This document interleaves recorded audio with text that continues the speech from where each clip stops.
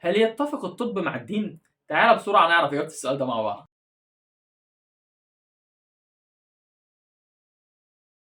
الطب والدين ده عنوان الحلقة بتاعتي مع حضراتكم إن شاء الله النهارده. هنتكلم عن الحجامة.